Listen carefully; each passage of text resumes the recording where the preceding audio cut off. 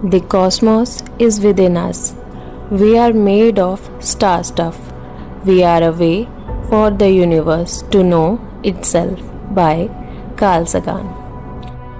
Episode 2, The Connection.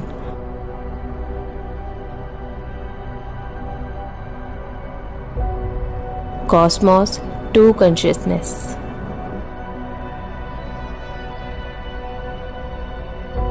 Episode 1 में हमने समझा था द आउटर स्पेस, यूनिवर्स कैसे बना, स्पेस, टाइम और एनर्जी का वो महाकौतूहल। लेकिन एक सवाल पीछे रह गया था। अगर हम इस इनफाइनाइट यूनिवर्स का एक ही हिस्सा हैं, अगर हम सच में स्टारडस्ट से बने हैं, अगर स्पेस, टाइम और एनर्जी यूनिवर्स में भी है और हम में भी है, तो क्या इस ब्रह्मांड के इवेंट्स हमारी इस छोटी सी लाइफ को भी इम्पैक्ट करते हैं? क्या जो बाहर चलता है वो ही अंदर भी चलता है? हम रोज रातों को आसमान में तारों को क्यों देखते हैं? सिर्फ क्यूरियोसिटी के लिए, या इसीलिए क्योंकि उन तारों का हमारी सांसों से कोई गहरा अनकहा रिश्ता है? अगली बार जब आप ऊपर सितारों को देखें तो ये मत सोचिए कि वो दूर हैं, वो आपके डीएनए का ही हिस्सा हैं। सिर्फ आपके बाहर नहीं, बल्कि हर एक मोमेंट, हर एक धड़कन के साथ आपके अंदर भी अनफोल्ड हो रहा है। यथा पिंडे तथा ब्रह्मांडे। As is the macrocosm, so is the microcosm. Universe को समझना सिर्फ एक दिमागी खेल या इंटेलेक्चुअल क्यूरियोसिटी नहीं है, इसका एक बहुत ही गहरा और प्रैक्टिकल एंगल है। आइए जानते हैं कि पूरे ब्रह्मांड में हम कहाँ खड़े हैं।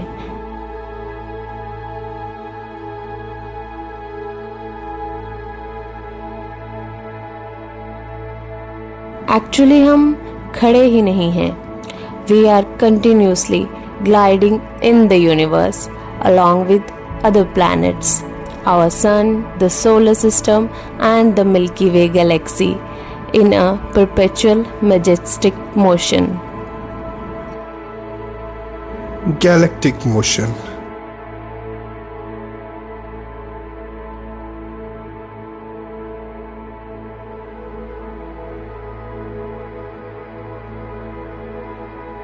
Our sun moves at a staggering speed of 220 km per second, still taking about 225 to 250 million years to complete just one full orbit around the galactic center. इसका मतलब है हमारा सन मिल्की वे गैलेक्सी के अराउंड 225 से 250 मिलियन ईयर्स में एक round complete करता है। यानी हमारा सोलर सिस्टम भी सन के साथ कॉन्टिन्यूअस मोशन में है।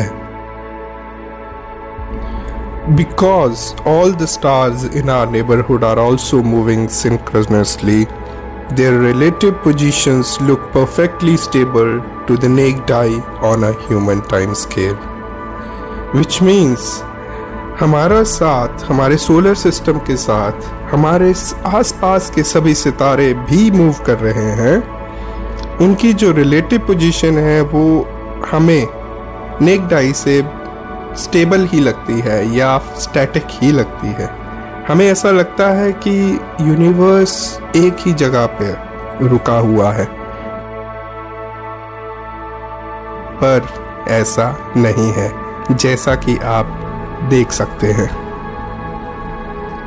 यूनिवर्स मूव कर रहा है, स्टार्स भी मूव कर रहे हैं, हम भी मूव कर रहे हैं, लेकिन हमारी ऑब्जर्वेशन का फ्रेम ऑफ रेफरेंस अर्थ एक कंसिस्टेंट रेफरेंस देता है, जिसमें ये सारे पैटर्न्स मीनिंगफुल बन जाते हैं। And that's why it was called जगत। जगत जिसकी गति है But what kind of motion is this? Are we in a chaotic, completely random, perpetual motion, or does it follow a predictable, logical path?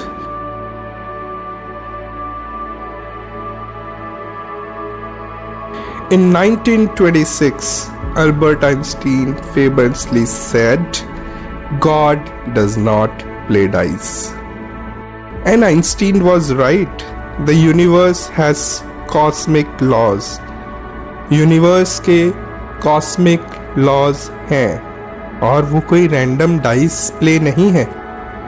What might seem like chaos to an untrained eye is actually perfectly encoded in the laws of nature, written beautifully in the language of mathematics. Thousands of years ago, Sanatan wisdom took that very mathematics and encoded a massive part of it into Sanskrit prose, poems and sacred verses. Galaxies का motion हो, planets के orbits हो या light का behaviour, सब कुछ equations follow करता है. Remember conservation of energy, gravity and E is equal to mc square from the episode 1. यानी यूनिवर्स रैंडम नहीं है, ये सिस्टम फ्रोजन नहीं है, ये एक लिविंग ब्रीदिंग मैथमेटिकल मॉडल है. And as the Upanishads declare, तत् त्वम असि, तुम वही हो. You are that.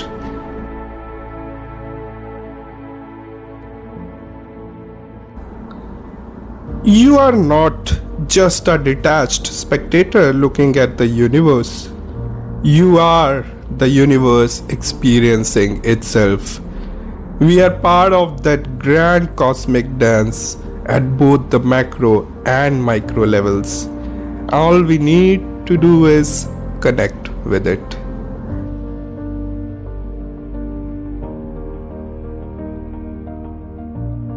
Now, let's understand the connection. What are these laws and why are they crucial for us?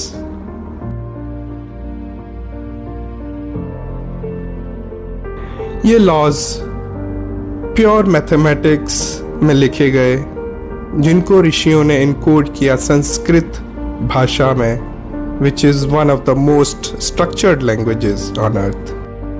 इनको हम देखते हैं वेदास में, पुराणास में, कथास में, महाकथास में और मास्टर एस्ट्रोनॉमिकल ट्रीटीज जैसे कि सूर्य सिद्धांत में, जिसको हम आने वाले पार्ट में डिटेल से समझेंगे. Today we will see the direct application of this understanding of space, time and energy via one of the 6 fundamental Vedangas known as Jyotish. Jyotish, the laws of the universe.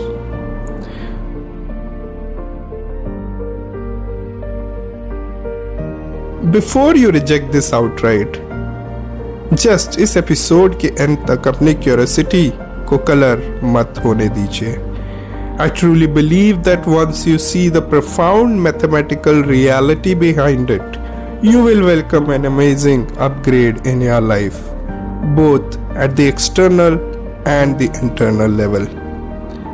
ज्योतिष का base pure astronomy है और ज्योतिष से ही हम outer space and inner world का connection को scientifically देख सकते हैं. कोई मैजिक नहीं, कोई ब्लाइंड फेथ नहीं, प्योर मैथमेटिकल कैलकुलेशंस और डिसिप्लिन्ड एस्ट्रोनॉमिकल ऑब्जर्वेशंस. वेस्ट में इस डीप कॉस्मिक विजडम को एस्ट्रोलॉजी कहा गया है और हमारे सनातन ट्रेडिशन में इसे नाम मिला ज्योतिष विद्या. ज्योतिष कोई गेसवर्क या तुक्केबाजी नहीं है, ये स्फेरिकल ट्रिग्नोमेट्री और कॉम्प्लेक्स एस्ट्रोनॉमिकल एल्गोरिथम्स का खेल है. Let's clear the fog today regarding the sacred encoding of hidden astronomy. ज्योतिष यानी the light of God, the science of divine light. ये वो अद्भुत थ्रेड है जो स्पेस, टाइम और एनर्जी को आपके इनर वर्ल्ड से हमेशा के लिए जोड़ देता है। Remember the 3 pillars of the universe from episode 1? Space, time, energy. Jyotish maps all these simultaneously. Let's understand how. Space को ज्योतिष मैप करता है 12 houses, 12 rashis and 27 nakshatras.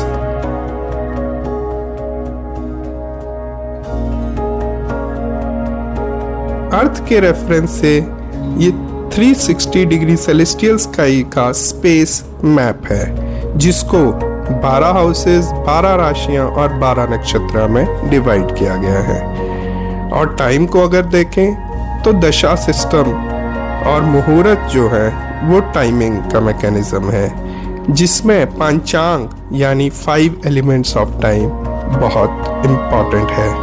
ये प्रेडिक्ट करता है साइक्लिक मैथमेटिकल वेव्स, कब अपॉर्चुनिटीज आती है और कब चैलेंजेस आते हैं।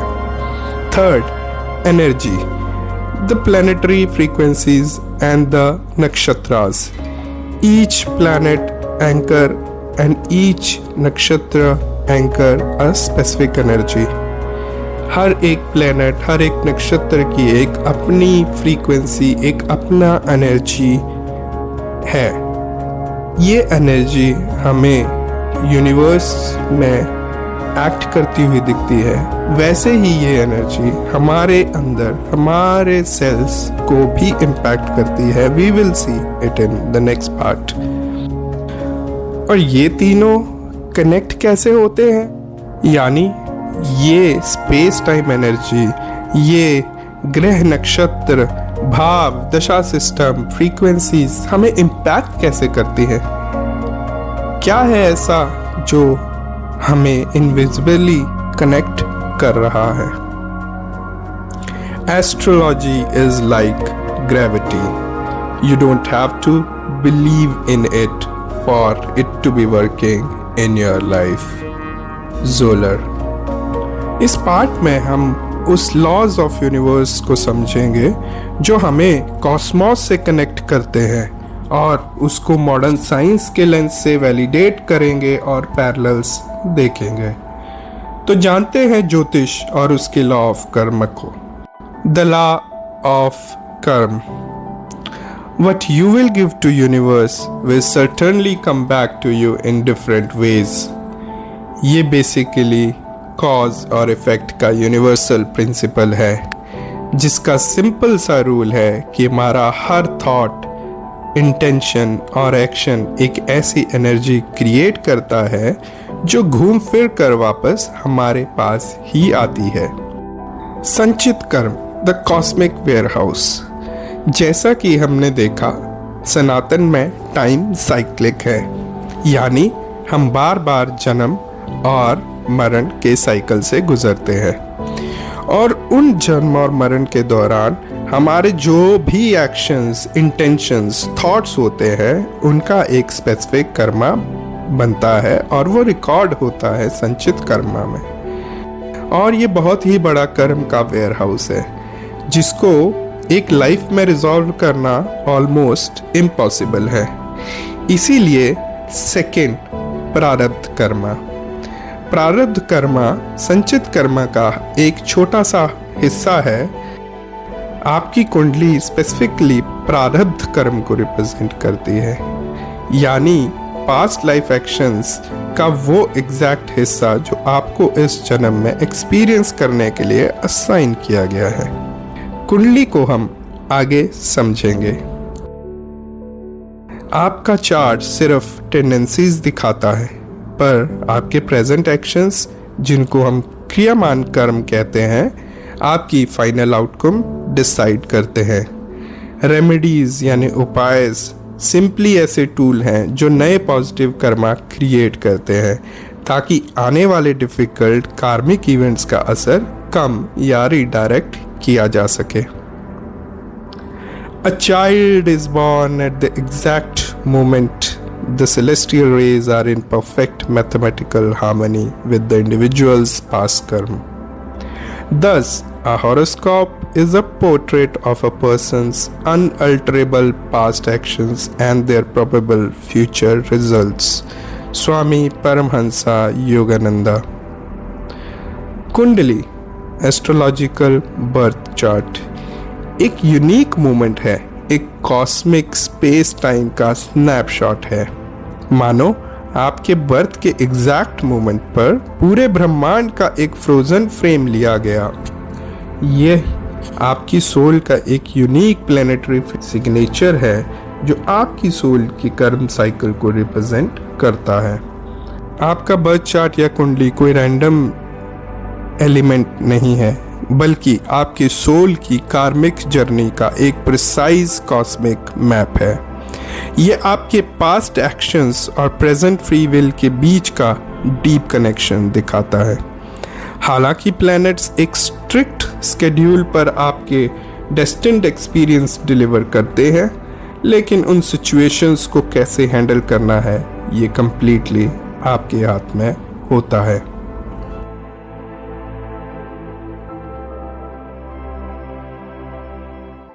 सनातन परंपरा में ज्योतिष को 6 वेदांगों में से एक वेदांग माना गया है।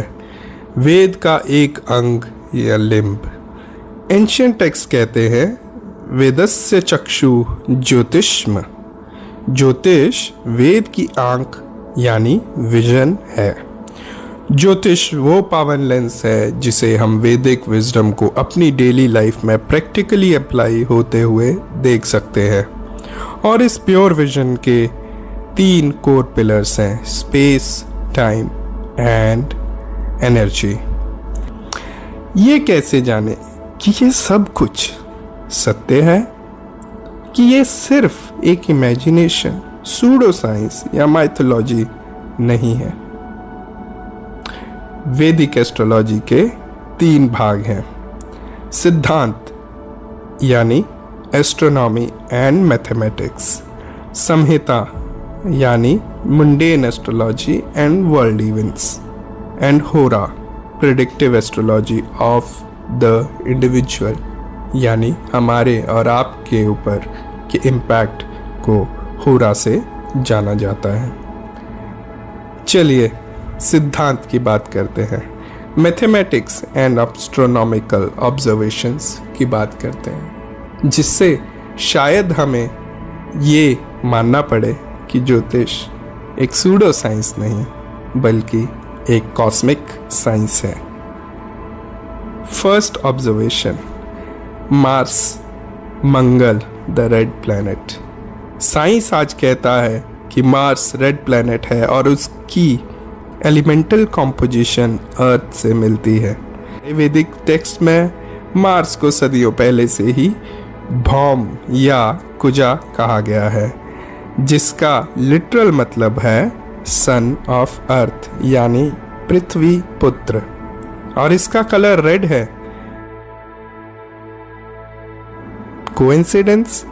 May be, but what comes next will blow your mind. The Arundhati Vasisht mystery. वैदिक ट्रेडिशन में शादी के वक्त दूल्हा दुल्हन को स्काई में अरुंधति और वशिष्ठ तारा दिखाया जाता है। In west it is known as Alcor and Mizar in the Big Dipper constellation. But why? ऐसा रिचुअल क्यों था? मॉडर्न एस्ट्रोनॉमी रिवील करता है कि ये एक यूनिक ट्विन स्टार सिस्टम है। अगर हम कोई भी स्टार देखें यूनिवर्स में, उसमें से एक स्टार फिक्स रहता है और दूसरा उसके अराउंड रिवॉल्व करता है। बट मैरिज में ऐसा नहीं चल सकता। इसीलिए अरुंधति और वशिष्ठ बहुत इम्पोर्टेंट हो जाते हैं। क्यों? अरुंधति और वशिष्ठ सिंक्रोनसली एक दूसरे के सेंटर्स के भटकने के बजाय एक दूसरे के साथ साथ रोटेट करते हैं, यानी कोई एक डोमिनेट नहीं करता, जैसा कि मैरिज में होना चाहिए। मैरिज में इक्वालिटी और म्यूचुअल पार्टनरशिप का इससे बड़ा कॉस्मिक सिंबल और क्या हो सकता है।